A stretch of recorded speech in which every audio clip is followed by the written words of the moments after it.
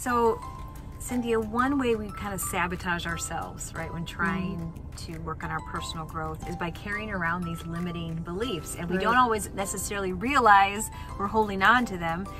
So let's give an example of what a limiting belief looks like. What type of limiting belief did you have to overcome in order to live intentionally, more consistently? Okay, well, one of the first things that comes to my mind is when I started learning time management skills.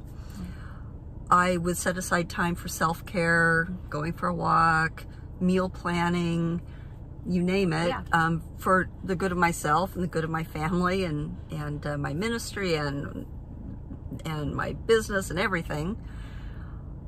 But I would put other people's agendas before my own. And what I mean by agendas is if I got a phone call or an email or someone walking into my room or something, it would throw me off because they came before me.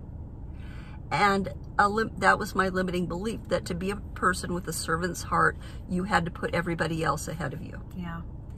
But 99% of the time or more, what they needed at that time could have waited. Yeah. Right? Right. So I just kept derailing myself, following other people's needs instead of my own.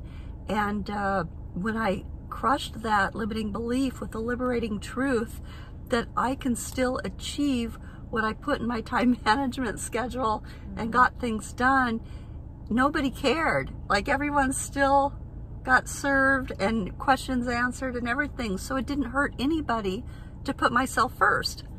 Mind blowing. Yeah, and you're good at it because what you've done is created consistent boundaries around your time. So like, I would know that, like, oh, Cynthia doesn't do meetings before 10 a.m. Right. Because she has all of her morning self-care at that time. And it's not like it bothered. It was just like, oh, that's a fact, you know? And that's really inspiring to me. Because if it's like a muscle, right?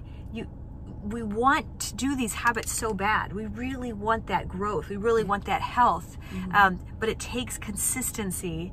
And if we keep, like you said, if we just keep giving up on it every day, we're not going to develop that muscle of consistency. Exactly. So it is super important that we put our phones to the side, right?